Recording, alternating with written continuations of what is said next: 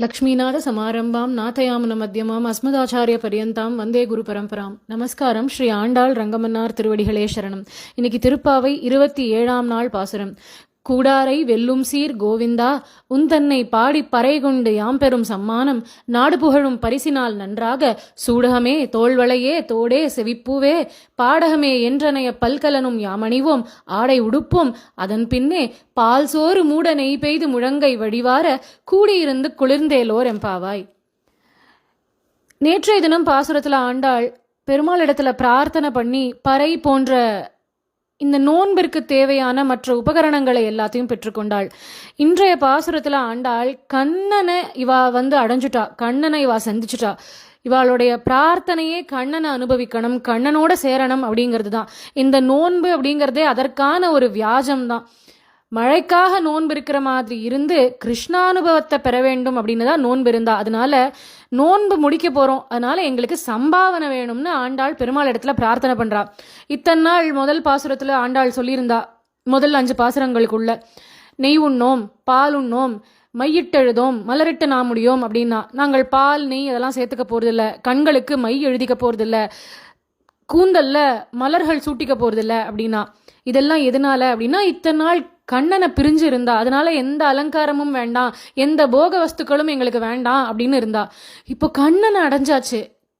கண்ணனை சேர்றதுனால இப்போ தங்களை அலங்காரம் எல்லாம் பண்ணிட்டு அழகா காட்டிக்கணும்னு ஆண்டாள் ஆசைப்படுறா. இந்த அழகு தங்களுக்காக அழகுபடுத்திக்கணும்னு பண்ணிக்கல, பெருமாள் கண்களுக்கு அவ அழகா தெரியணும்னு ஆசைப்படுறா, பெருமாள் தங்களை கண்டு ரசிக்கணும்னு ஆசைப்படுறா. பண்ணிக்கக்கூடிய அலங்காரங்கள் கூட கண்ணனுக்காக தான், அவளுக்காக இல்லை. அதனால சம்பாவனையா என்னென்ன வேணும் அப்படின்னு ஆண்டாள் இந்த பாசுரத்துல சொல்லிட்டு வரா. அதுல முதல்ல கூடாரை வெல்லும் சீர் கோவிந்தா அப்படிங்கிறா. கண்ணா, உன்னோட சேரமாட்டேன் அப்படின்னு சொல்றவாளை கூட உன்னுடைய சிறந்த குணங்களை கொண்டு நீ ஜெயிச்சுடுவ அப்படிங்கிறா. அப்பேற்பட்ட கோவிந்தனே அப்படிங்கிறா. பசுக்கூட்டங்களை காத்து ரட்சிக்கக்கூடியவன் கோவிந்தன், அதனால கோவிந்தா அப்படின்னு கூப்பிடுறா. அதனால உன்னை சேராதவர்களை கூட உன் குணங்களை கொண்டு நீ ஜெயிப்ப அப்படிங்கிறா. இதுல மறைமுகமா இன்னொரு விஷயத்தையும் சொல்றா. அதுவே உன்னை சேர்ந்தவர்களை, உன்னிடத்துல அன்பு கொண்டவர்கள் இடத்துல நீயே போய் அவள் இடத்துல தோர்த்து அவளை ஜெயிக்க வச்சு அழகு பாப்ப அப்படிங்கிறா. அதை வெளிப்படையா கண்ணன் நம்ம இடத்துல தோற்பான் அப்படின்னு ஆண்டாளுக்கு சொல்றதுக்கு இஷ்டம் இல்லை. அதனால கூடாரை வெல்லும் சீர் கோவிந்தா அப்படின்னு நிறுத்தின்ட்டா. மறைமுகமான பொருள் என்ன அப்படின்னா, அவனிடத்துல அன்பு கொண்டவர்களுக்கு, அவனுக்கு அடியவர்களாக இருக்கக்கூடியவர்கள் இடத்துல கண்ணன் தான் தோர்த்து அவளை ஜெயிக்க வச்சு அழகு பார்ப்பான். ராவண யுத்தத்துல கூட பெருமாள் ராவணன்ட்ட அவனுடைய அஸ்திரங்கள் எல்லாத்தையும் ராவணன் இழந்த பிறகு இன்று போய் நாளை வா அப்படிங்கிறார். அப்ப கூட ஒருவேளை ராவணன் இல்ல இதுக்கு மேல அஸ்திரம் எதுவும் இல்ல, அதனால இவர்கிட்ட சரணாகதி பண்ணிடுவோம் அப்படின்னு பெருமாள் திருவடியில ஒருவேளை விழுந்திருந்தான்னா அப்போ ராமன் தான் தோர்த்து ராவணனை ஜெயிக்க வச்சிருப்பார். நல்ல வேளை ராவணன் அதுக்கு மேலேயும் நான் போய் அஸ்திரங்களை எடுத்துட்டு அடுத்த நாள் போருக்கு வரேன்னு கிளம்பி போய் அடுத்த நாள் போருக்கு திருப்பி வந்ததுனால ராமன் ராவணனை ஜெயிச்சார். அதனால ஆண்டாள் கூடாரை வெல்லும் சீர் கோவிந்தா அப்படிங்கிறா. மேலும் இந்த இடத்துல ஆண்டாள் கோவிந்த நாமத்தை வச்சதுக்கான காரணம் என்ன அப்படின்னா, திருப்பாவையில வரக்கூடிய முதல் கோவிந்த நாமம் இந்த 27ஆம் நாள் பாசுரத்துல தான் வருது. 27ஆம் நாள் பாசுரத்தன்று தான் எல்லா ராத்திரியும் பெருமாளுக்கு சக்கரை பொங்கலோ இல்லை அக்கார ஒடிசலோ பண்ணி பெருமாளுக்கு அமுது கண்டருளை பண்றதுன்னு ஒரு வழக்கம் உண்டு. எப்பவுமே கார்த்தால எழுந்த உடனே 7 முறை ஹரிநாம ஸ்மரணை பண்ணணும். ஆத்த விட்டு வெளியில கிளம்புறதுக்கு முன்னாடி கேசவநாமா சொல்லணும். சாப்பிட்றதுக்கு முன்னாடி கோவிந்த நாமா சொல்லணும். ராத்திரி படுத்துக்கிறதுக்கு முன்னாடி மாதவா அப்படின்னு சொல்லிட்டு படுத்துக்கணும். அதனால ஆண்டாள் நமக்கு இந்த பாசுரத்தின் மூலம் அதை ஞாபகப்படுத்துறா. எல்லாரும் அக்கார வெடிசல் சக்கரை பொங்கல் எல்லாம் பண்ணி சாப்பிட போறீங்கோ, சாப்பிட்றதுக்கு முன்னாடி கட்டாயம் கோவிந்தனை நினைக்கணும், கோவிந்தன் நாமத்தை சொல்லணும் அப்படிங்கிறா. அதனால கூடாரை வெல்லும் சீர் கோவிந்தா உந்தன்னை பாடி பறை கொண்டு யாம் பெறும் சம்மானம். கிருஷ்ணா, இத்தனை நாட்களா இத்தனை பாசுரங்கள்ல உன்னை பாடிண்டே வந்து உன்னிடத்துல பறை முதலிய பல உபகரணங்களை நாங்கள் பெற்றுக்கொண்டோம். இன்றைய தினம் உன்னிடத்திலேருந்து நாங்கள் இந்த நோன்பு நோற்றதற்கான சம்பாவனையை பெறுவதற்காக வந்திருக்கோம் அப்படிங்கிறா. அந்த சம்பாவனையை நீ எப்படி கொடுக்கணும் தெரியுமா? நாடு புகழும் பரிசினால் நன்றாக அப்படிங்கிறா. இந்த இடத்துல பரிசினால் அப்படின்னா பரிசு பொருட்கள்னு அர்த்தம் இல்லை, பரிசினால் அப்படின்னா விதம்னு அர்த்தம். அதனால அந்த சம்பாவனையை நீ எங்களுக்கு நாடு புகழும் வண்ணம் நன்றாக கொடுக்க வேண்டும் அப்படிங்கிறா. இந்த உலகத்துல இருக்கிற அத்தனை பேருக்கும் தெரியணும், இவா நோன்பு நோற்றா அதற்கு கண்ணனே இவாளுக்கு சம்பாவனை கொடுத்தான் அப்படின்னு எல்லாருக்கும் தெரியணும். கண்ணனை சேவிச்சு என்னத்தை கண்டேன்னு யாரும் கேள்வி கேட்கக்கூடாது. அதனால ஊரே பார்த்து வியக்கும் வண்ணம் நீ எங்களுக்கு அந்த சம்பாவனையை கொடுக்கணும் அப்படின்னு பிரார்த்தனை பண்றா. அதுலயும் அந்த சம்பாவனை எப்படி இருக்கணும் தெரியுமா? வெறும் சம்பாவனையா இருக்கக்கூடாது, நன்றாக அப்படிங்கிறா. நல்ல சம்பாவனையா இருக்கணும். அது என்ன நல்ல சம்பாவனை அப்படின்னா, பெருமாள் மட்டும் சம்பாவனையை கொடுத்தா அது வெறும் சம்பாவனை. நப்பின்னை பிராட்டியோடு சேர்ந்து கண்ணன் இவாளுக்கு சம்பாவனையை கொடுத்தா அதுதான் நல்ல சம்பாவனை. அதனால நன்றாக கொடுக்க வேண்டும். நாடு புகழும் பரிசினால் நன்றாக அப்படிங்கிறா. ராமாயணத்துல ராம ராவண யுத்தம் முடிஞ்சு ராமன் வீர ராகவனாக அயோத்திக்கு திரும்பி வரார். அவருக்கு அயோத்தியில பட்டாபிஷேகம் நடக்கிறது. அந்த பட்டாபிஷேகத்துக்கு பல பேர் ராமனுக்கு பல பரிசுகளை கொண்டு வந்து கொடுக்குறா. அதுல ஒரு அழகான முத்து மாலைய இந்திரன் ராமனுக்கு பரிசாக கொடுத்தான். அந்த முத்து மாலைய ராமன் சீதா பிராட்டியின் இடத்துல கொடுத்து, இந்த மாலைய நீ யாருக்கு கொடுக்கணும்னு நினைக்கிறியோ அவளுக்கு கொடுக்கலாம். யார் உன்னை மகிழ்ச்சி அடைய வச்சாலோ, யார்கிட்ட நல்ல குணமும் பராக்கிரமும் புத்தியும் இருக்குன்னு நீ நினைக்கிறியோ அவாகிட்ட இந்த மாலையை நீ பரிசாக கொடுக்கலாம் அப்படின்னு சொல்லி ராமன் அந்த முத்து மாலையை சீதையிட்ட கொடுக்கிறார். இதுக்கு ராமன் பேசாம நேரடியா இதை நீ ஹனுமான்கிட்ட கொடுத்துருன்னு சொல்லியிருக்கலாம். அப்படி சொல்லாம யார் உன்னை மகிழ்வித்தாரோ, யார்கிட்ட உயர்ந்த குணங்கள் இருக்கு அப்படின்னு நீ நினைக்கிறியோ, யார்கிட்ட பராக்கிரமம் மற்றும் புத்தியும் நிறைய இருக்குன்னு நீ நினைக்கிறியோ அவள்கிட்ட இதை கொடுன்னு ஏன் சொன்னார் அப்படின்னா, அந்த சபையில இருந்த அத்தனை பேருக்கும் ஹனுமான் எப்பேற்பட்டவர்னு தெரியணும் அப்படிங்கிறதுக்காக பெருமாள் இப்படி ஒண்ணு பண்ணார். அதனால ஆண்டாள் சொல்றா, அந்த மாதிரி நீ எங்களுக்கு நப்பின்னை பிராட்டியோடு சேர்ந்து அந்த சம்பாவனையை கொடுக்கணும் அப்படின்னு பிரார்த்தனை பண்ணிக்கிறார். இப்போ என்னென்னலாம் வேணும் அப்படிங்கிற லிஸ்ட் கொடுக்குற ஆண்டாள். சூடகமே, தோள்வளையே, தோடே, செவிப்பூவே, பாடகமே அப்படிங்கிறா. சூடகம் அப்படின்னா கையில அணியக்கூடிய வளையல்னு அர்த்தம். எதுக்காக இத்தனை அணிகலன்கள் அப்படின்னா, இது அத்தனையும் கண்ணனுக்காக தான். அதனால இவ சொல்றா, சூடகமே அப்படின்னா கையில போட்டுக்கக்கூடியதான அந்த வளையல். முதல்ல கண்ணன் இவாளை பார்த்த உடனே இவாளுடைய கைகளை தானே பற்றி கொள்வான். கைத்தளம் பற்ற கனாக்கண்டேன் தோழினான்னு தான் ஆண்டாள் பாடுறா. அதனால அந்த கைகளை அந்த கண்ணன் பிடிக்கிறச்சே அந்த கை அழகா தெரியணும். கண்ணன் பற்றுகின்ற கை அப்படின்னா அந்த கை எப்படி இருக்கணும். அதனால அந்த கைக்கு அலங்காரமாக வளையல்கள் வேணும். அதனால சூடகமே.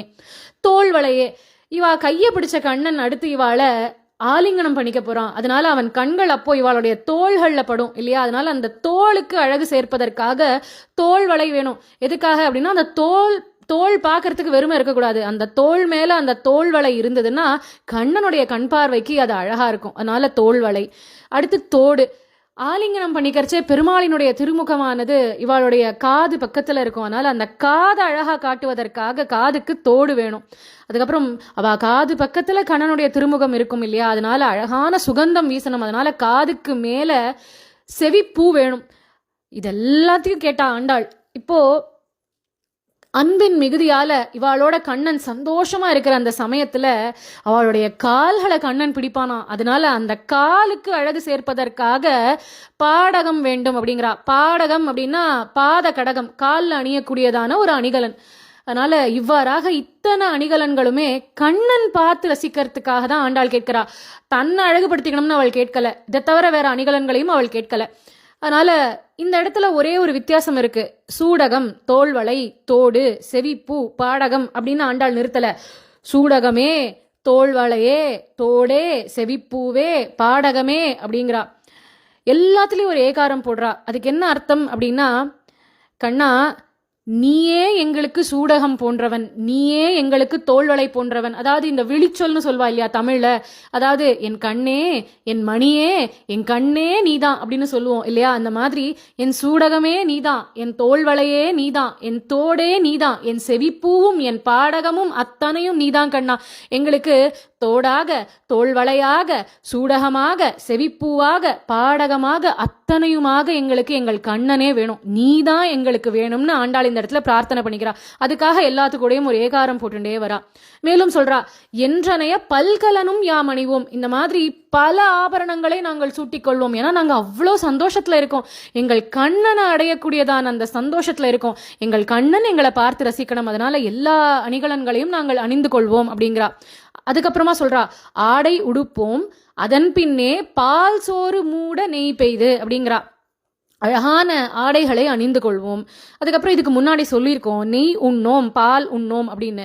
அதனால அதெல்லாம் நோன்பு நோற்றதுனால நெய் வேண்டாம், பால் வேண்டாம்னு இருந்தோம். இன்னைக்கு எங்களோட கண்ணன் எங்களுக்கு கிடைச்சிருக்கான், அந்த சந்தோஷத்தை கொண்டாடணும் இல்லையா? அதனால பால் சோறு மூட நெய் பெய்து அப்படிங்கிறா. நன்னா சாதத்தை பால்லையே வடிச்சு அந்த சாதத்தை நன்னா சுண்ட காய்ச்சின பாலில் கொட்டி கிளறி அதில் வெல்லத்தையும் போட்டு ஏலக்காய் பொடியும் போட்டு திராட்சை முந்திரின்னு எல்லாத்தையும் போட்டு நன்னா அக்கார வடிசல் கலந்து, அந்த அக்கார வடிசலே தெரியாத அளவுக்கு அதன் மேலே நெய் இருக்கணும். நெய் குத்தி அப்படின்னு சொல்லலை, நெய் விட்டு அப்படின்னு சொல்லலை, மூட நெய் பெய்து அப்படிங்கிறா. சாதம் பூரா மூடணும், மூடி இருக்கணும், ஒரு மூடி போட்டா மாதிரி மேலே நெய் இருக்கணும் அப்படிங்கிறா. அந்த சாதத்தை இப்படி கையில் எடுத்துண்டா மூட நெய் பெய்து முழங்கை வழிவார அப்படிங்கிறா. கையில எடுத்துண்டா அப்படியே முழங்கைக்கு நெய் வழிஞ்சு வந்துடுமா அப்படின்னா இல்ல, முழங்கைக்கு நெய் வழிஞ்சு வர வரைக்கும் இவ என்ன பண்ணிட்டு இருந்தா அப்படின்னா இந்த அக்கார வடிசல் வேணும் அப்படின்னு கேட்டிருக்கா. ஆனா அவளுக்கு இந்த அக்கார வடிசல் மேல எல்லாம் நாட்டம் இல்ல. கையில நெய் ஒழுகி கீழே முழங்கை வரைக்கும் வர்றது கூட தெரியாம கண்ணனுடைய திருமுகத்தை பார்த்து ரசிச்சுட்டு இருக்கா இவா எல்லாரும். இந்த அக்கார வடிசலும் இவாளுக்கு இனிக்குமா? ஆறா அமுதனான அந்த அமுதன் கண்ணு முன்னாடி இருக்கிறச்சே அக்கார வடிசல் போய் இனிக்குமா இவாளுக்கு? அதனால கையில அந்த நெய் வழியறது கூட அவளுக்கு தெரியல. மூட நெய் பெய்து முழங்கை வழிவார கூடி இருந்து குளிர்ந்தேலோர் எம்பாவாய். இவ்வாறு கண்ணா உன்னோடும் உன்னுடைய பக்தர்களோடும் கூடி இருந்து கழிப்பதற்காக நாங்கள் வந்துள்ளோம் அப்படின்னு ஆண்டாள் இந்த பாசுரத்துல கண்ணனை பார்த்து பாடுறா. இந்த பாசுரம் தொடங்கறச்சே ஆண்டாள் கூடாரை வெல்லும் சீர் கோவிந்தா அப்படிங்கிறா. உன்னை சேராதவர்களை கூட உன் குணங்களை கொண்டே நீ ஜெயிக்கக்கூடியவன் கண்ணா அப்படிங்கிறா. இத ஒரு ஆச்சாரியனை சொல்லும் விதமாக கூட நம்மளால அனுபவிக்க முடியும். இந்த பூமியில 120 திருநக்ஷத்திரங்கள் வாழ்ந்த ஒரு மகான், அவரை பத்தி நம்ம சொல்லணும் அப்படின்னா நமக்கு 120 வருஷம் ஆயுசு பெருமாள் கொடுத்தா கூட அவருடைய மகிமையை பத்தியும் அவர் பெருமையை பத்தியும் சொல்லி நம்மளால பூர்த்தி பண்ண முடியாது. அப்பேற்பட்ட ஒரு சிறந்த ஆச்சாரிய புருஷர், யுக புருஷர். அவருக்கு எத்தனையோ திருநாமங்கள். எம்பெருமானார், யதிராஜர், ஸ்ரீபாஷ்யக்காரர், திருப்பாவை ஜீயர், லக்ஷ்மணமுனி, இளையாழ்வார், உடையவர் அப்படின்னு எத்தனையோ திருநாமங்கள் சுவாமி ராமானுஜருக்கு. முன்னொரு சமயம் சிலர் வேத மார்க்கத்தையே எதிர்த்தா. சிலர் வேதத்துக்கு மாறுபட்ட அர்த்தங்களை சொல்லிட்டு இருந்தா. முனிவர்கள் மற்றும் ரிஷிகள் காட்டிய பாதையில நடக்காம மக்கள் தாங்களே பாதைகளை உருவாக்கி நடக்க தொடங்கினா. கலியின் கோலாகலம் ரொம்ப அதிகமா இருந்த ஒரு காலகட்டம். அப்போ பெருமாள் தன்னுடைய நித்திய சூரியான ஆதிசேஷனை பார்த்து, நீ போய் பூமியில அவதாரம் பண்ணி மக்களுக்கு உய்யும் வழியான சரணாகதியை பத்தி புரியவை அப்படின்னார். தர்மத்தை நிலைநிறுத்து, ஆழ்வார்களுடைய திவ்ய பிரபந்த பாசுரங்களின் பெருமை என்ன அப்படின்னு எல்லாருக்கும் புரியவை, சரணாகதி பண்ணி கொள்வதன் மூலம் மோட்சத்தை அடையலாம் அப்படிங்கிறத புரியவை அப்படின்னு பெருமாள் சொல்ல, 1017ஆம் ஆண்டு பிங்கள வருஷம் சித்திர மாசம் திருவாதிர நட்சத்திரத்துல அந்த ஆதிசேஷனே பூமியில அவதாரம் பண்ணினார். ஸ்ரீபெரும்புதூர் அப்படிங்கிற க்ஷேத்திரத்துல கேசவ சோமயாஜி மற்றும் காந்திமதி அப்படிங்கிற தம்பதிக்கு திருக்குமாரனாக அவதாரம் பண்ணினார். அவர்தான் சுவாமி ராமானுஜர். சுவாமி ராமானுஜருடைய அம்மா, அவளுக்கு ஒரு சகோதரன் இருந்தார், திருமலை நம்பிகள் அப்படின்னு பெயர். ராமானுஜருக்கு தாய் மாமா. அந்த திருமலை நம்பிகள் சுவாமி ராமானுஜர் பிறந்திருக்கிறது தெரிஞ்சு அவரை பார்க்கறதுக்காக வரார். அந்த குழந்தைய பார்த்த திருமலை நம்பிகளுக்கு அப்படியே இந்த குழந்தைகிட்ட ஆதிசேஷனுடைய சாயல் இருக்கு அப்படின்னு அவர் உணர்ந்தார். இது தெய்வீக குழந்தை அப்படின்னு பார்த்த உடனே புரிஞ்சுட்டார் திருமலை நம்பிகள். அந்த காலத்திலேயே திருமலையில பெருமாளுக்கு கைங்கரியம் பண்ணிட்டு இருந்தவர் இந்த திருமலை நம்பிகள். அதனால இந்த குழந்தைய பார்த்ததும் சொல்றார், கைங்கரியம் பகவானுக்கு பண்றதுக்காகவே இந்த குழந்தை பிறந்திருக்கு, அதனால இந்த குழந்தைக்கு இளையாழ்வார் அப்படின்னு பெயர் சூட்டினார். பொதுவா ஸ்ரீ வைஷ்ணவ சம்பிரதாயத்துல ராமனுடைய தம்பியான லக்ஷ்மணனை இளைய பெருமாள் அப்படின்னு சொல்லுவா. அவர் பெருமாள், இவர் இளைய பெருமாள் அப்படின்னு சொல்லுவா. அதனால இவர் லக்ஷ்மணனுடைய அவதாரம், ஆதிசேஷனுடைய அவதாரம் அப்படிங்கிறதுனால இளையாழ்வார் அப்படிங்கிற பெயரை திருமலை நம்பிகள் சூட்டினார். ஆழ்வார் அப்படின்னா பக்தியில ஆழ்ந்து இருக்கக்கூடியவர்னு அர்த்தம். அதனால இளையாழ்வார், ராமனுடைய தம்பி அப்படிங்கிற அர்த்தத்துல இளையாழ்வார் அப்படின்னு பெயர் சூட்டினார். இந்த இளையாழ்வார் நாளொரு மேனியும் பொழுதொரு வண்ணமாக வளர்ந்துட்டே வந்தார். தகுந்த வயசுல அவருக்கு உபநயனம் பண்ணி வச்சா. அதுக்கப்புறம் அவருக்கு ஒரு நல்ல பெண்ணாக பார்த்து கல்யாணமும் பண்ணி வச்சா. தஞ்சமாம்பாள் அப்படின்னு பெயர் அவருடைய பத்னிக்கு. இவரும் கிரகஸ்தாசிரம முறைப்படி குடும்பம் நடத்தின்னு வந்துட்டு இருந்தார். அப்போ அவருக்கு மேல நிறைய விஷயங்களை கத்துக்கணும்னு ஆசை வந்தது. வேதாந்தங்களை எல்லாம் கத்துக்கணும் அப்படின்னு ஆசைப்பட்டார். அதனால ஒரு குருவை நாடினார்.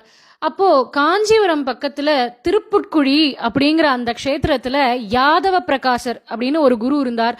அவரிடத்துல போய் சிஷ்யனாக சேர்ந்துட்டார் இளையாழ்வார். யாதவ பிரகாசர் சொல்லக்கூடிய வேத அர்த்தங்கள் மாறுபட்டு இருப்பதாக உணர்ந்தார் சுவாமி ராமானுஜர். அதனால அதுக்கெல்லாம் எப்படி பொருள் கொள்ளணும் அப்படின்னு சுவாமி ராமானுஜர் விளக்குவார். அதை யாதவ பிரகாசரால ஏத்துக்க முடியல. அப்படி இருக்க ஒரு சமயம் யாதவ பிரகாசர் சாந்தோக்கிய உபனிஷத்துலேருந்து ஒரு வாக்கியம் அதுக்கு பொருள் சொல்லிட்டு இருக்கார். பகவானுடைய கண்கள் எவ்வளவு அழகா இருக்கு அப்படின்னு சொல்லக்கூடிய ஒரு வாக்கியம் அதுக்கு இவர் பொருள் கொடுக்கறச்சே சொல்றார், பகவானுடைய கண்கள் அழகான தாமரை மலர்கள் போன்று சிவந்திருக்கு, அந்த தாமரை மலரானது குரங்கின் பின்பகுதி போல சிவப்பா இருக்கு அப்படின்னுட்டார். இதை கேட்ட சுவாமி ராமானுஜர் அழறார். அவர் கண்கள்லேருந்து ஜலமா கொட்டுறது. அப்போ யாதவ பிரகாசர் அவரை பார்த்து கேட்கிறார், எதுக்காக இப்படி அழற அப்படின்னு. அதுக்கு சுவாமி ராமானுஜர் சொல்றார், இல்ல பெருமாளினுடைய கண்களை போய் இப்படி அருவருக்கத்தக்க ஒரு விஷயத்தோட ஒப்பிடலாமா அப்படிங்கிறார். நான் ஒன்றும் பெருமாள் கண்களை நேரடியா அதோட ஒப்பிடலையே. பெருமாளுடைய கண்கள் தாமரை மலர் போன்றது, அந்த தாமரையானது இப்படி சிவந்திருக்கும்னு தானே சொன்னேன் அப்படிங்கிறார் யாதவ பிரகாசர். அதுக்கு சுவாமி ராமானுஜர் சொல்றார், அப்போ கூட இந்த மாதிரி ஒரு அருவருக்கத்தக்க விஷயத்த இந்த இடத்துல வியாக்கியானமா சொல்லலாமா அப்படின்னு கேட்கிறார். அதுக்கு யாதவ பிரகாசர் கேட்கிறார், அப்போ இதுக்கு சரியான வியாக்கியானம் என்ன, நீ சொல்லு அப்படிங்கிறார். சுவாமி ராமானுஜர் இந்த இடத்துல 3 வியாக்கியானங்களை கொடுக்கிறார்.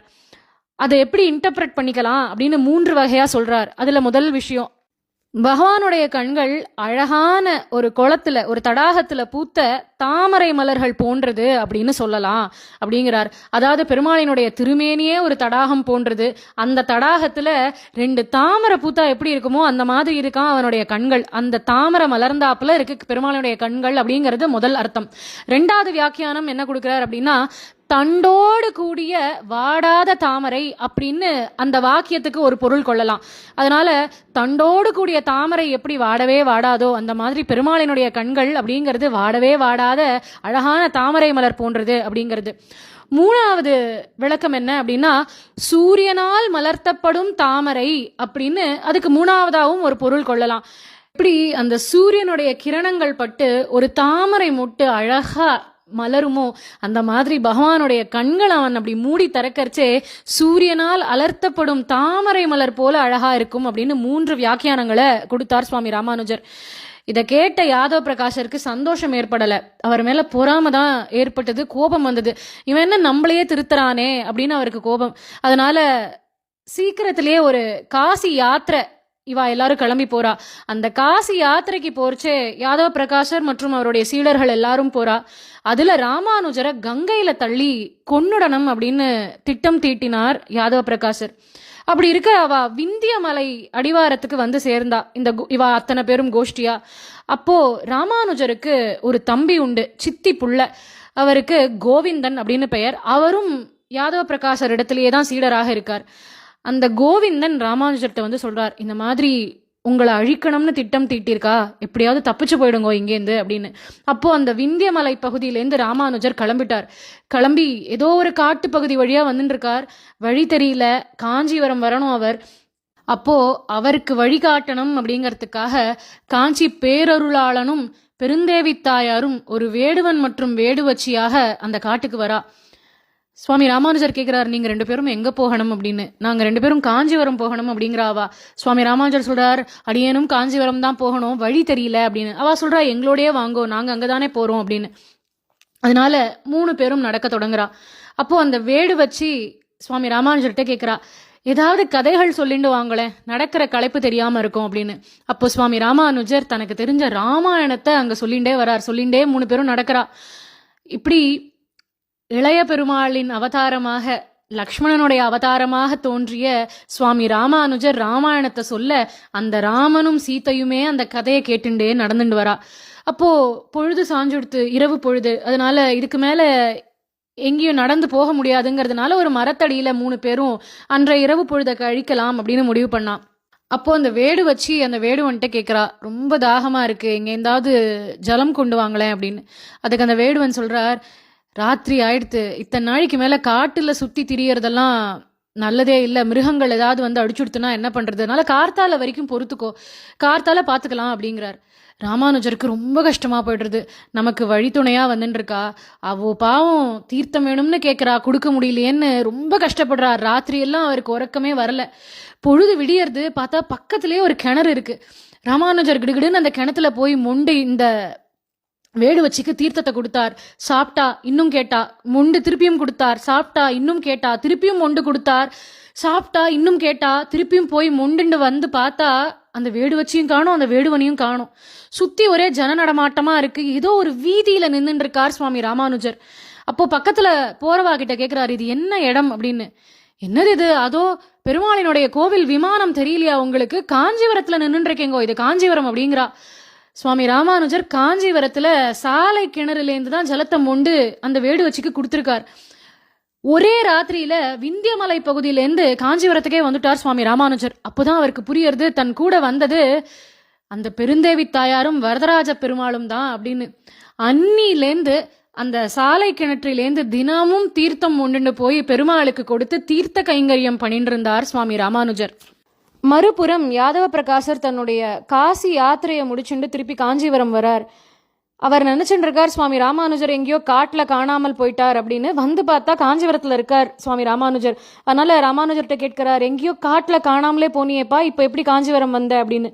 அதுக்கு சுவாமி ராமானுஜர் நடந்ததை சொல்றார். இந்த மாதிரி வேடுவனும் வேடுவச்சியுமாக பெருமாளும் தாயாருமே வழித்துணையாக வந்து என்னை இப்போ காஞ்சிபுரத்தில் விட்டுட்டு போயிருக்கா அப்படின்னு. அப்போ யாதவ பிரகாஷருக்கு சுவாமி ராமானுஜருடைய மகத்துவம் நல்லா புரியுறது. அதனால நீ மீண்டும் வகுப்புக்கு வந்துடுப்பா, பாடங்கள்லாம் கேட்க தொடங்கலாம் அப்படின்னு சொல்லிட்டு போயிடுறார் யாதவ பிரகாசர். இது ஒரு புறம் இருக்க, ஸ்ரீரங்கத்துல ஸ்ரீ வைஷ்ணவர்களுக்கு ஆச்சாரியனாக இருந்தார் ஆளவந்தார் அப்படிங்கிற ஒரு மகான். அவர் ஒரு சமயம் காஞ்சிபுரத்துக்கு எழுந்தருளினார். இவருக்கு காஞ்சிபுரத்துல ஒரு சிஷ்யர் உண்டு. அவருக்கு பெயர் திருக்கச்சி நம்பிகள். இந்த திருக்கச்சி நம்பிகள் காஞ்சி வரதராஜ பெருமாளுக்கு தினமும் ஆலவட்ட கைங்கரியம் பண்ணுவார். அதாவது விசிறி வீசி பெருமாளுக்கு கைங்கரியம் பண்ணுவார். வரதராஜ பெருமாளே திருக்கச்சி நம்பிகள் இடத்துல தினமும் வாய் திறந்து பேசுவார். அதனால அவரை சந்திக்கிறதுக்காக ஆளவந்தார் வரார். அப்போ ஆளவந்தார் திருக்கச்சி நம்பிகள் இடத்துல கேட்கிறார், காஞ்சிபுரத்துல ஏதாவது விசேஷங்கள் உண்டா அப்படின்னு. அப்போ திருக்கச்சி நம்பிகள் சொல்றார், நிச்சயம் உண்டு. இங்க இளையாழ்வார் அப்படின்னு ஒரு சின்ன புள்ள இருக்கார். வேத மந்திரங்களுக்கெல்லாம் என்ன அழகா அர்த்தங்கள் சொல்றார் தெரியுமா, குருவை மிஞ்சின சிஷ்யனாக இருக்கார் அவர் அப்படிங்கிறார். அப்போ ஆளவந்தார் கேட்கிறார், அவரை கட்டாயம் சந்திக்கணுமே அப்படிங்கிறார். அதுக்கு திருக்கச்சி நம்பிகள் சொல்றார், அடியேன் அதற்கு ஏற்பாடு பண்றேன் அப்படிங்கிறார். இப்படி இருக்க ஒரு சமயம் திருக்கச்சி நம்பியும் ஆளவந்தாரும் காஞ்சிபுரத்துல பெருமாள் சேவிக்கிறதுக்கு வரா. அப்போ கோவிலுக்கு யாதவ பிரகாஷர் தன்னுடைய சீடர்களோட அங்க வந்திருக்கார். அப்போ திருக்கச்சி நம்பிகள் ஆளவந்தார்ட்ட சொல்றார், இந்த யாதவ பிரகாஷர்கிட்ட தான் இளையாழ்வாரும் படிக்கிறார் அப்படின்னு. உடனே ஆளவந்தார் கேட்கிறார், இந்த கோஷ்டியில அவர் யார் அப்படின்னு கேட்கிறார். உடனே திருக்கச்சி நம்பிகள் தன் கைகளை நீட்டி ராமானுஜரை காட்டி கொடுக்கிறார் ஆளவந்தாருக்கு. அதோ உயர்ந்த திருமேனியுமா செக்கச்செவேல்னு ஆஜானுபாகுவா தேஜஸ்வியா இருக்காரே அவர் தான் அப்படின்னு. அவரை பார்த்த உடனே ஆளவந்தார் சொல்றார், இவனே முதல்வன் அப்படின்னாராம். இவர் தான் யுகபுருஷன், இவர் தான் எல்லாரையும் கரையேற்றத்துக்காக அவதரித்தவர் அப்படின்னு சொல்லி தன் கண்களால ராமானுஜரை கட்டாட்சித்தார் ஆளவந்தார். ஆளவந்தார் தான் இந்த இடத்துல ராமானுஜரை பார்த்திருக்கார். ராமானுஜர் இன்னும் ஆளவந்தாரை பார்க்கல. இப்போ ஆளவந்தார் நேர வரதராஜ பெருமாள் சன்னதிக்கு போய் பெருமாள்கிட்ட பிரார்த்தனை பண்ணிக்கிறார். அப்பா, வரம் கொடுக்கும் வரதனே, இந்த ராமானுஜரை ஸ்ரீரங்கத்துக்கு கொடுத்துடு, ஸ்ரீ வைஷ்ணவத்துக்கு கொடுத்துடு. இவர் தான் அடுத்து ஆச்சாரியனாக இருக்கிறதுக்கு எல்லா வகையிலையும் தகுதி வாய்ந்தவர் அப்படின்னு பெருமாள்கிட்ட பிரார்த்தனை பண்ணிட்டு ஆளவந்தார் திருப்பி கிளம்பி ஸ்ரீரங்கத்துக்கே போயிட்டார். இப்படி இருக்க காஞ்சிபுரத்துல ஒரு மன்னன் இருந்தான், ஒரு ராஜா. அந்த ராஜாவுக்கு ஒரு பொண்ணு இருந்தா. அவளுக்கு பிரம்ம ராட்சசன் பிடிச்சிருந்தது. இந்த பேய் பிடிக்கிறதுன்னு சொல்லுவா இல்லையா, அந்த மாதிரி அவளுக்கு பிரம்ம ராட்சசன் பிடிச்சிருந்தது. அந்த பிரம்ம ராட்சசனை ஓட்டணும் அப்படின்னு ஆள் தேடின்னு இருக்கான் அந்த ராஜா. அப்போ எல்லாரும் சொல்றா, யாதவ பிரகாஷருக்கு மாந்திரீகம் எல்லாம் தெரியும், அதனால அவரை வேணா கூப்பிடுங்கோ அப்படின்னு. அப்போ யாதவ பிரகாஷர் தன்னுடைய சீடர்கள் எல்லாரையும் அழைச்சிண்டு இந்த ராஜாவினுடைய அரண்மனைக்கு வந்தார். வந்து அந்த பெண்ணுக்கு பேய் ஓட்டலாம், அந்த பிரம்மராட்சசனை ஓட்டலாம் அப்படின்னு வரார். அப்போ அந்த பெண்ணுக்குள்ள இருக்கிற அந்த பிரம்மராட்சசன் பேசுறான், உடும்பாக இருந்த ஒருத்தர் சொல்லி எல்லாம் நான் இந்த பெண்ணின் உடம்பை விட்டு போக மாட்டேன் அப்படிங்கிறான் பிரம்மராட்சசன். அதுக்கு யாதவ பிரகாசர் கேட்கிறார், யார் உடும்பா இருந்தா என்ன சொல்ற அப்படின்னு. அதுக்கு அந்த பிரம்மராட்சசன் சொல்றான், உங்களுடைய போன பிறவியில நீங்கோ ஒரு உடும்பு, மதுராந்தகம் அப்படிங்கிற க்ஷேத்திரத்துல உடும்பாக இருந்தேள். அந்த சமயத்துல அந்த வழியா பல பக்தர்கள் திருமலைக்கு யாத்திரையா போவா. அவர்கள் அந்த இடத்துல தங்கி இருந்து இளைப்பாரிட்டு சாதமெல்லாம் சாப்பிட்டுட்டு தங்களுடைய பிரயாணத்தை மீண்டும் தொடங்குவா. அப்போ அவர்கள் சாப்பிட்ட அந்த சேஷம் அது உங்களுக்கு கிடைச்சது, அதனால உங்களுக்கு இந்த ஜென்மத்துல மனிதனாக பிறக்கக்கூடிய வாய்ப்பு கிடைச்சது அப்படின்னு அந்த பிரம்மராட்சசன் சொல்றான். அதுக்கு யாதவ பிரகாஷர் சொல்றாரு, அப்ப யார் சொன்னாதான் நீ போவ அப்படின்னு கேட்க, அதுக்கு அந்த பிரம்மராட்சசன் சொல்றான், உங்களுடைய அந்த கோஷ்டியில ஆதிசேஷனுடைய அவதாரமாக இருக்காரே அந்த இளையாழ்வார், அவருடைய 2 திருவடிகளையும் என் சிரசின் மேல வைத்தால் நான் இந்த பெண்ணை விட்டு போயிடுவேன் அப்படிங்கிறான். அப்போ யாதவ பிரகாஷருடைய அனுமதி பெற்றுக்கொண்டு சுவாமி ராமானுஜர் அவருடைய 2 திருவடிகளையும் அந்த பிரம்மராட்சசன் மேல வைக்க அந்த பிரம்மராட்சசன் அந்த பெண்ணின் தேகத்தை விட்டு வெளியில போயிடுறான். பக்கத்துல இருக்கிற ஒரு மரத்தின் கிளையும் அவன் போயிட்டாங்கிறதுக்கு அடையாளமாக முறிஞ்சு விழுந்துடுறது. இதுக்கு அப்புறமும் யாதவ பிரகாஷர் கிட்ட ராமானுஜருக்கு காலக்ஷேபம் தொடர்றது, பாடங்கள் கேட்டுன்னு இருக்கார். அப்போ ஒரு சமயம் வேற ஒரு சாஸ்திர வாக்கியத்துல சுவாமி ராமானுஜருக்கும் யாதவ பிரகாஷருக்கும் ஒரு விவாதம் ஏற்பட, யாதவ பிரகாஷர் இனிமே இங்கே காலக்ஷேபம் கேட்டுக்க வர வேண்டாம் அப்படின்னு சுவாமி ராமானுஜரை அனுப்பிடுறார். இப்போ சுவாமி ராமானுஜர் தன்னுடைய தாயார் இடத்துல இதை பத்தி சொல்லி வருத்தப்பட்டுக்கிறார். அம்மா, இப்ப எனக்கு குருன்னு யாருமே இல்லையே அப்படின்னு. அதுக்கு ராமானுஜருடைய தாயார் அவ சொல்றா, நீ கவலைப்படாதப்பா, திருக்கச்சி நம்பிகள் தான் பெருமாள் இடத்துல நேர பேசுறாரே, நீ போய் திருக்கச்சி நம்பிகள்கிட்ட இதை பத்தி சொல்லு, அவர் உனக்கு ஒரு நல்ல வழியை காட்டுவார் அப்படிங்கிறா. இவரும் போய் திருக்கச்சி நம்பிகள்கிட்ட இதை பத்தி சொல்றார். அதுக்கு திருக்கச்சி நம்பிகள் சுவாமி ராமானுஜருக்கு சமாதானம் சொல்றார், சீக்கிரமே உங்களுக்கு ஒரு நல்ல காலம் வரும், அது வரைக்கும் பெருமாளுக்கு கைங்கரியம் பண்ணிட்டு இரும் அப்படிங்கிறார். இவரும் தன்னுடைய அந்த தீர்த்த கைங்கரியத்தை தொடர்ந்து பண்ணிட்டு இருக்கார். ஸ்ரீரங்கத்துல சுவாமி ஆள வந்தார், அவருக்கு வியாதி முத்திடுத்து. முன்னையே பார்த்தோம், அவர் ஸ்ரீரங்கத்துல ஸ்ரீ வைஷ்ணவர்களுக்கு ஆச்சாரிய புருஷனாக இருக்கிறவர் அப்படின்னு. அவருக்கு வியாதி முத்திடுத்து, அவர் சீக்கிரமே வைகுண்டத்துக்கு போக வேண்டிய நேரம் வந்துடவே தனக்கு அடுத்த ஆச்சாரிய புருஷனை நியமனம் பண்ணணும்னு நினைச்சார். கூடவே அவர் கேள்விப்பட்டிருக்கார், இந்த மாதிரி சுவாமி ராமானுஜர் யாதவ பிரகாஷருக்கு இப்போ சிஷ்யர் இல்லை, யாதவ பிரகாஷர் சுவாமி ராமானுஜரை வெளியில அனுப்பிட்டார் அப்படிங்கிறது. அதனால ஆள வந்தார் தனது சிஷ்யர்களுள் ஒருவரான பெரிய நம்பிகளை அழைச்சு, நீங்க போய் காஞ்சிபுரத்துலேருந்து ராமானுஜரை இங்க அழைச்சிட்டு வாங்கோ, அடுத்த ஆச்சாரியனாக இருக்கிறதுக்கு எல்லா வகையிலையும் தகுதி வாய்ந்தவர் அவர்தான், நான் இன்னும் கொஞ்ச காலத்துல வைகுண்டத்துக்கு போயிடுவேன், அதனால சுவாமி ராமானுஜரை ரொம்ப சீக்கிரத்துல இங்க அழைச்சின்னு வந்துருங்கன்னு சொல்றார். சொல்லிட்டு மேலும் ஆள வந்தார் சொல்றார், ஒருவேளை நீங்க அவர் அழைச்சின்னு வரத்துக்குள்ள நான் வைகுண்டத்துக்கு போயிட்டேன் அப்படின்னா 5 பேரை நியமனம் பண்ணார் ஆள வந்தார். அந்த 5 பேரும் சுவாமி ராமானுஜருக்கு 5 விஷயங்களை உபதேசம் பண்ணணும் அப்படின்னு சொல்லிட்டு போறார். யார் அந்த 5 பேர், என்ன 5 விஷயங்கள் அப்படின்னா, பெரிய நம்பிகள் சுவாமி ராமானுஜருக்கு பஞ்சசம்ஸ்காரம் பண்ணி வைக்கணும் அப்படிங்கிறது முதல் விஷயம். பஞ்சசம்ஸ்காரம்னா என்ன அப்படிங்கிறத இன்னும் கொஞ்ச நாளில பார்க்கலாம். 2வது, திருமலை நம்பிகள், அதாவது சுவாமி ராமானுஜருடைய மாமா அப்படின்னு முன்னாடியே பார்த்தோம், அந்த திருமலை நம்பிகள் சுவாமி ராமானுஜருக்கு ராமாயண காலக்ஷேபம் பண்ணி வைக்கணும். 3வது, திருக்கோஷ்டியூர் நம்பி பகவத்கீதையில இருக்கக்கூடிய சரம ஸ்லோகத்தின் விசேஷ அர்த்தத்தை சுவாமி ராமானுஜருக்கு உபதேசம் பண்ணணும்.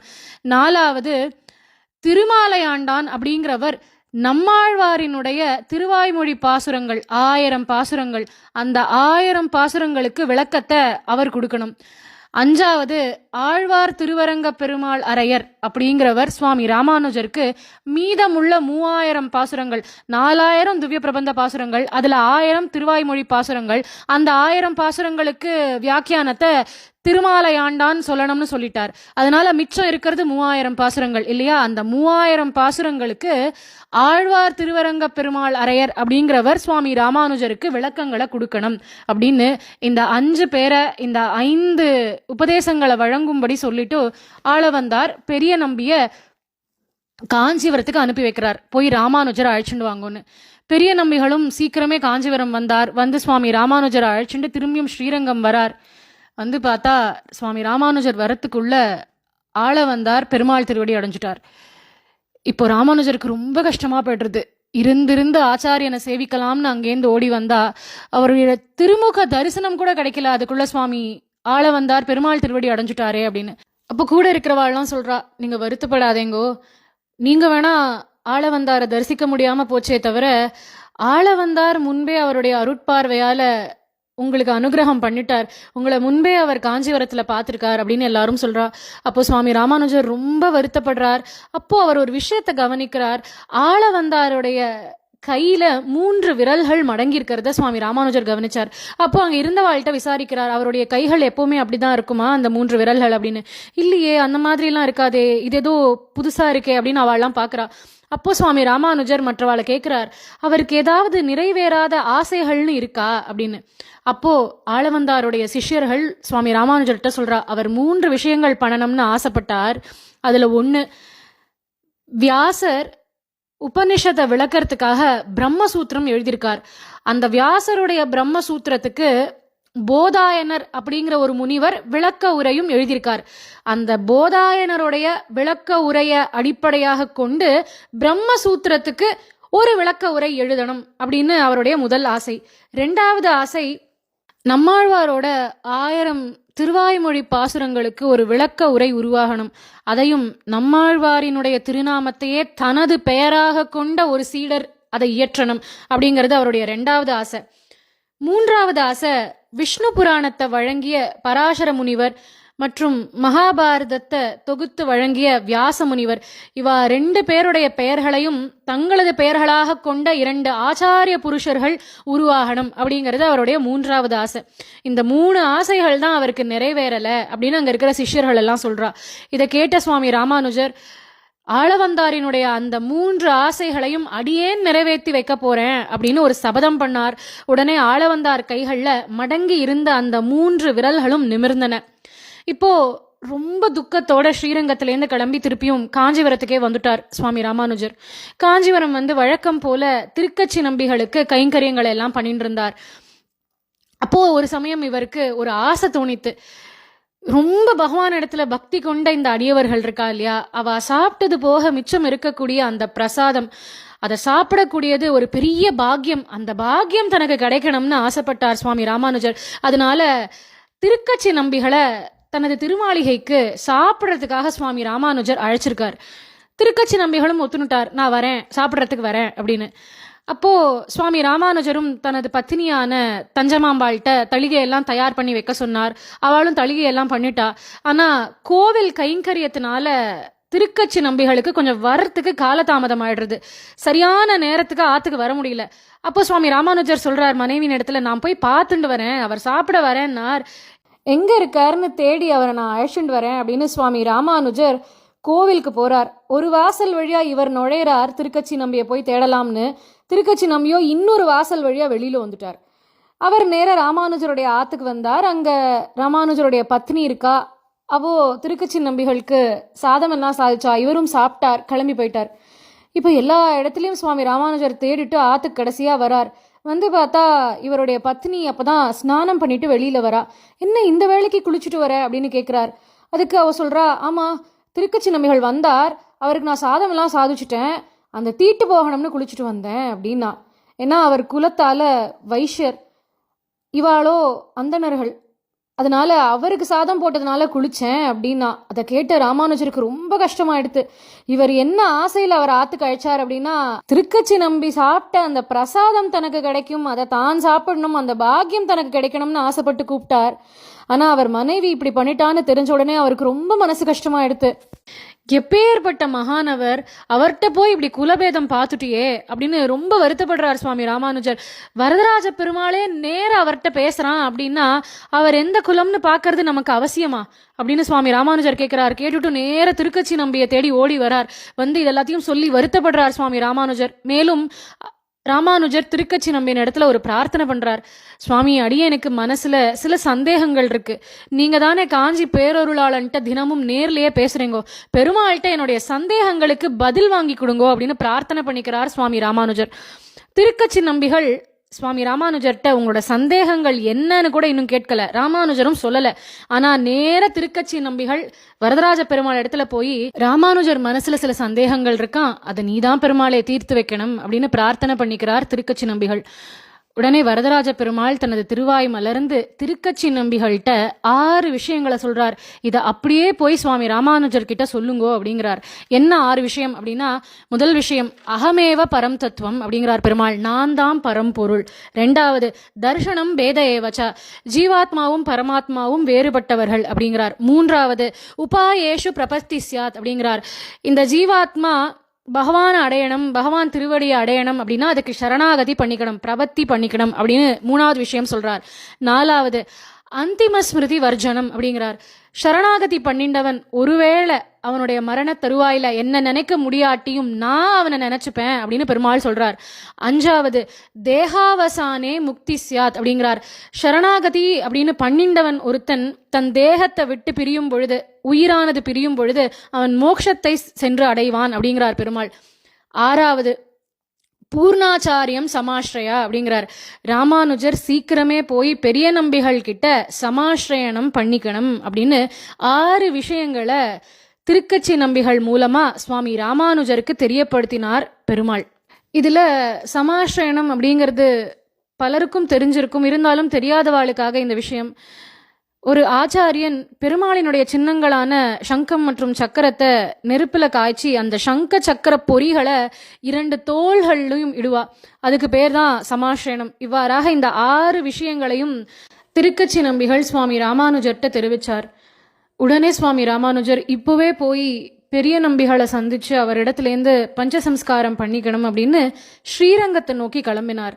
இப்போ ஸ்ரீரங்கம் மட்டத்துல அங்க இருக்கிறவா எல்லாரும் பெரிய நம்பிகள்கிட்ட கேட்கிறா, ஆளவந்தாரினுடைய ஆசைப்படி நீங்க தானே சுவாமி ராமானுஜருக்கு பஞ்சசம்ஸ்காரம் பண்ணி வைக்கணும், அதனால போய் அவரை ஸ்ரீரங்கத்துக்கு அழைச்சிட்டு வாங்கோ அப்படிங்கிறா. இப்போ அங்கேருந்து பெரிய நம்பிகள் கிளம்பி காஞ்சிபுரம் நோக்கி வந்துட்டு இருக்கார். இங்கே ராமானுஜர் ஸ்ரீரங்கம் நோக்கி போயின்னு இருக்கார், அங்கேருந்து பெரிய நம்பிகள் காஞ்சிபுரம் நோக்கி வந்துட்டு இருக்கார். இவா 2 பேரும் சந்திச்சுண்ட இடம்தான் செங்கல்பட்டு பக்கத்துல இருக்கிற மதுராந்தகம். அந்த மதுராந்தகத்துல தான் சுவாமி ராமானுஜரும் பெரிய நம்பிகள் மற்றும் பெரிய நம்பிகளுடைய அவருடைய பத்னியும் கூட வந்திருக்கா. அவளும் சந்திச்சுக்கிறா. அப்போ சுவாமி ராமானுஜர் பெரிய நம்பியை விழுந்து சேவிச்சு, அடியேனுக்கு நீங்க இங்கேயே பஞ்சசம்ஸ்காரம் பண்ணி வச்சுடுங்கோ அப்படின்னு பிரார்த்தனை பண்ணிக்கிறார். அதுக்கு பெரிய நம்பிகள் சொல்றார், அதுக்கு என்னப்பா அவசரம், ஒன்று உன்னுடைய இருப்பிடமான காஞ்சிபுரத்துக்கு போய் பண்ணிக்கலாம், இல்லையா நம்ம மடம் இருக்கக்கூடிய ஸ்ரீரங்கத்துல போய் பண்ணிக்கலாம், எதுக்காக இங்கேயே பண்ணிக்கணும்னு சொல்ற அப்படின்னு கேட்கிறார். அதுக்கு சுவாமி ராமானுஜர் சொல்றார், சுவாமி காலம் பொன் போன்றது, இதை நான் ஆளவந்தார் விஷயத்திலே பார்த்துட்டேன், அதனால நம்ம தாமதிக்க வேண்டாம், நல்ல காரியத்தை இப்போவே பண்ணிடுவோம், அடுத்து என்ன நடக்கும்னு தெரியல, அதனால எனக்கு இந்த இடத்துலயே பஞ்சசம்ஸ்காரம் பண்ணி வச்சுடுங்கன்னு சுவாமி ராமானுஜர் பிரார்த்தனை பண்ணிக்கிறார். உடனே பெரிய நம்பிகளும் மதுராந்தகத்திலேயே அவருக்கு பஞ்சசம்ஸ்காரம் பண்ணி வைக்கிறார். பஞ்சசம்ஸ்காரம் அப்படின்னா என்னன்னா, ஸ்ரீ வைஷ்ணவ சம்பிரதாயத்துல மிகவும் முக்கியமான ஒரு ப்ராசஸ் அல்லது சடங்கு அப்படின்னு சொல்லலாம். அதுல 5 விஷயங்கள் இருக்கு. அதுல முதல் விஷயம் தாபசம்ஸ்காரம். தாபசம்ஸ்காரம் அப்படின்னா என்னன்னா, பெருமாளினுடைய சின்னங்களான சங்கம் மற்றும் சக்கரம் அதை ஆச்சாரியன் நெருப்புல காய்ச்சி 2 தோள்களிலும் பொறிப்பார், அதுக்கு பேர் தான் தாபசம்ஸ்காரம். 2வது புன்றகா அப்படின்னா ஊர்துவ புன்றம், மேல் நோக்கிய அந்த திருமண் காப்பு. 12 இடங்கள்ல ஸ்ரீ வைஷ்ணவர்கள் திருமண் காப்பு அணிஞ்சுக்கணும். பெருமாளினுடைய துவாதச நாமாக்களை சொல்லிண்டே 12 இடங்கள்ல திருமண் சாத்திக்கிறது, அதுதான் புன்ற சம்ஸ்காரம். அடுத்து நாம சம்ஸ்காரம் அப்படின்னா ஒரு தாசிய நாமாவை ஏத்துக்கிறது, அதுக்கு பெயர் தான் நாம சம்ஸ்காரம். இப்போ பொதுவா ஸ்ரீ வைஷ்ணவர்கள் எல்லாரும் தங்களை அறிமுகப்படுத்திக்கிறச்சே அடியேன் ராமானுஜதாசன் அப்படின்னு தான் சொல்லிப்பா. அந்த மாதிரி இந்த இடத்துல தான் பெரிய நம்பிகள் இளையாழ்வாருக்கு ராமானுஜன் அப்படிங்கிற அந்த திருநாமத்தையே வழங்கினார். இது வரைக்கும் அடியேன் ராமானுஜன் ராமானுஜன் சொல்லிண்டே வந்துட்டேன், ஆனா அவருக்கு அவர் பிறந்த பொழுது அவருக்கு அளிக்கப்பட்ட நாமா அப்படிங்கிறது இளையாழ்வார் அப்படிங்கிற அந்த திருநாமம் தான். இந்த பஞ்சசம்ஸ்காரத்தின் பொழுதுதான் பெரிய நம்பிகள் அவருக்கு ராமானுஜர் அப்படிங்கிற அந்த திருநாமத்தையே வழங்கினார். ராம அனுஜன் அப்படின்னு அதை பதம் பிரிக்கணும். ராமனுக்கு இவர் அனுஜன், ராமனுக்கு இவர் தம்பி, அதனால லக்ஷ்மணனுடைய அவதாரம் இவர், அதனால ராமானுஜன் அப்படிங்கிற திருநாமம் அவருக்கு ஏற்பட்டது. 4வது மந்திர சம்ஸ்காரம், ரகசியத்ரயம் அப்படின்னு சொல்லுவா. 3 மந்திரங்களை ஆச்சாரியன் கிட்டேந்து உபதேசமாக பெறுவது. 1 திருமந்திரம், 2வது துவயம் அப்படின்னு ஒரு மந்திரம், 3வது பகவத்கீதையில இருக்கக்கூடிய சரம ஸ்லோகம். இந்த 3ஐயும் ஆச்சாரியன் சிஷ்யருக்கு உபதேசமாக வழங்குவார், அதுதான் மந்திர சம்ஸ்காரம். 5வது யாக சம்ஸ்காரம் அப்படின்னா என்ன அப்படின்னா, பெருமாளுக்கு திருவாராதனம் மற்றும் பூஜைகள் பண்ண வேண்டிய முறை என்ன அப்படிங்கிறத ஆச்சாரியன் சிஷ்யருக்கு உபதேசமாக வழங்குவார். இந்த 5க்கு பேரு தான் பஞ்சசம்ஸ்காரம். அதை பெரிய நம்பிகள் சுவாமி ராமானுஜருக்கு மதுராந்தகத்தில் பண்ணி வச்சார். அதனால மதுராந்தகத்துக்கு இன்றளவும் துவயம் விளைந்த பூமி அப்படின்னு ஒரு பெயரும் உண்டு. இந்த மதுராந்தகத்தில் ஏரிகாத்த ராமர் கோவில் அப்படின்னு ஒரு அழகான கோவில் இருக்கு. அங்க ராமன், லக்ஷ்மணன் மற்றும் சீதா எழுந்தருளி இருக்கா. அங்க தாயாருக்கு பெயர் ஜனகவல்லி தாயார். அந்த கோவில்ல உடையவர்க்கு சன்னதி உண்டு. அந்த இடத்துல இன்றளவும் சுவாமி ராமானுஜருடைய திருமேனியோடு சம்பந்தப்பட்ட அந்த சங்கமும் சக்கரமும், எந்த சங்க சக்கரத்தால் அவருக்கு சமாஷ்டயனம் பண்ணி வைக்கப்பட்டதோ அந்த சங்கமும் சக்கரமும் உடையவர் சன்னதியில இன்றளவும் இருக்கு. நம்ம போய் அதை சேவிக்கவும் முடியும். அதே உடையவர் சன்னதியில அவரது ஆச்சாரியனான பெரிய நம்பிகளும் எழுந்தருளியிருக்கார், சுவாமி உடையவரும் எழுந்தருளியிருக்கார். ராமானுஜர் கிரகஸ்தராக இருக்கக்கூடிய ஒரே க்ஷேத்திரம் இந்த மதுராந்தகம் மட்டும்தான். மற்ற எல்லா கோவில்கள்லையும் சுவாமி ராமானுஜர் சன்னியாசியாகத்தான் நம்மளுக்கு சேவை சாதிக்கிறார். இந்த மதுராந்தகத்துல பெருமாள் சன்னதியை பிரதட்சணமாக வந்தால் பின்னாடி ஒரு சின்ன மண்டபமும் இருக்கும். அந்த மண்டபத்தில் தான் பெரிய நம்பிகள் சுவாமி ராமானுஜருக்கு பஞ்சசம்ஸ்காரம் பண்ணி வச்சார் அப்படின்னு அந்த இடத்துல அதை எழுதியும் போட்டிருப்பா. இப்போ பஞ்சசம்ஸ்காரம் எல்லாம் முடிஞ்சுது. இப்போ இவா எல்லாருமே சேர்ந்து காஞ்சிபுரத்துக்கு திரும்பி வரா. காஞ்சிபுரத்தில் சுவாமி ராமானுஜருடைய திருமாளிகையிலேயே பெரிய நம்பிகள் மற்றும் பெரிய நம்பிகளுடைய மனைவி 2 பேரும் தங்கி இருந்தா. அங்கே தங்கிண்டே பெரிய நம்பிகள் சுவாமி ராமானுஜருக்கு பகவத் விஷயங்களை எல்லாம் சொல்லி கொடுத்துட்டே வந்தார். அப்படி இருக்க ஒரு நாள் பெரிய நம்பிகளுடைய பத்னியும் சுவாமி ராமானுஜருடைய பத்னியான தஞ்சமாம்பாளும் கிணத்துலேருந்து ஜலம் இழுக்கிறதுக்காக போறா. அப்போது 2 பேருக்குள்ளேயும் ஒரு சண்டை ஏற்பட்டு விடுறது. இதை தெரிஞ்சின்ற பெரிய நம்பிகள் இதனால எந்த தர்ம சங்கடமும் யாருக்கும் வேண்டாம் அப்படின்னு தன் மனைவியை அழைச்சிண்டு அங்கேருந்து கிளம்பிடுறார். சுவாமி ராமானுஜர் கிட்ட கூட சொல்லிக்கல. கிளம்பி அவர் ஸ்ரீரங்கத்துக்கு போயிட்டார். இப்போ சுவாமி ராமானுஜர் ஆத்துக்கு வந்து பார்த்தா ஆச்சாரியன் இல்லை. என்ன நடந்ததுன்னு கேட்டால் தஞ்சமாம்பாள் பதில் சொல்கிறா, உங்கள் குரு பத்னி தான் என்ன இடத்துல சண்டை போட்டுண்டு இங்கேருந்து கிளம்பி போயிட்டா அப்படிங்கிறா. இதை கேட்ட சுவாமி ராமானுஜருக்கு ரொம்ப கஷ்டமாயிடுறது. நான் பல விஷயங்கள் பொறுத்துட்டேன், ஆனால் இப்படி ஆச்சாரியன்ட்டே அபச்சாரப்பட்டுட்டே என்னால் இதை சகிச்சிக்கவே முடியாது அப்படிங்கிறார். சொல்லிட்டு மேலும் சொல்கிறார், இந்த க்ஷணம் நான் முடிவு பண்ணுறேன், இனிமேல் நான் சந்நியாசம் ஏற்றுக்க போகிறேன் அப்படின்னார். சொல்லிட்டு தஞ்சமாம்பாளை அவளுடைய பெற்றோராத்துக்கு அனுப்பி வச்சுட்டார் சுவாமி ராமானுஜர். நேர காஞ்சிபுரத்தின் அனந்தசரஸ் அந்த குளத்தில் போய் முழுகினார். முழுகி துறந்தேன் துறந்தேன் துறந்தேன் அப்படின்னு சந்நியாசாசிரமம் ஏற்றுனுட்டார். அடுத்து காஷாயமும் கையில் திருதண்டமும் ஏந்தி கொண்டு போய் வரதராஜ பெருமாளை சேவிச்சார். அப்போது வரதராஜ பெருமாளே இவரை பார்த்து யதிராஜரே வருக அப்படின்னாராம். யதி அப்படின்னா சன்னியாசின்னு அர்த்தம். சன்னியாசிகளுக்குள்ள தலைவராக இருக்கக்கூடியவர், அதனால யதிராஜரே வருக அப்படின்னு பெருமாளே அவரை பார்த்து வரவேற்றான். இப்படி சுவாமி ராமானுஜர் சந்நியாசாசிரமம் ஏற்றுனுட்டார் அப்படிங்கிற விஷயம் யாதவ பிரகாஷருக்கு தெரிய வருது. அவருக்கு மனசு குறுக்க ஆரம்பிச்சுது. நாம் ராமானுஜர்கிட்ட எவ்வளவோ அபச்சாரப்பட்டோம், ஆனால் அவர் ஒன்றும் நம்மளை தண்டிக்கலையே. அவர் சொல்லக்கூடிய அர்த்தங்களும் சாஸ்திரத்துக்கு உகந்ததான அர்த்தங்களாக தானே இருக்குது அப்படின்னு யோசிச்சார். என்ன பண்ணலாம் அப்படின்னு தன் தாயார் இடத்துல போய் கேட்டார். அவருடைய தாயார் அவர்கிட்ட சொல்கிறா, ஆனது ஆச்சு, நீ போய் அவர் திருவடியை ஆசிரித்து அவர்கிட்ட சிஷ்யனாக சேர்ந்துட அப்படிங்கிறா. அதனால அதை கேட்டுண்டு இவர் நேர வந்து சுவாமி ராமானுஜரை ஆசிரித்து அவருடைய சிஷ்யராகவே மாறினார். பின்னாடி இந்த யாதவ பிரகாஷர் தான் கோவிந்த ஜீயராகவும் மாறினார். இப்படி யாதவ பிரகாஷரை தன்னுடைய குணத்தினாலே திருத்தி பணிகொண்டார் சுவாமி ராமானுஜர். இந்த யாதவ பிரகாஷர் பிற்காலத்துல ஸ்ரீ வைஷ்ணவ சந்நியாசிகள் எப்படி நடந்துக்கணும் அப்படின்னு சொல்லக்கூடிய ஒரு கிரந்தம் யதி தர்ம சமுச்சயம் அப்படிங்கிற ஒரு கிரந்தத்தையும் எழுதினார். இப்படிதான் சுவாமி ராமானுஜர் தன்னை சேராதவர்களை கூட தன் குணங்களை கொண்டு ஜெயித்தார். ஆண்டாள் பாடுற மாதிரி கூடாரை வெல்லும் சீர் கோவிந்தா அப்படிங்கிறா.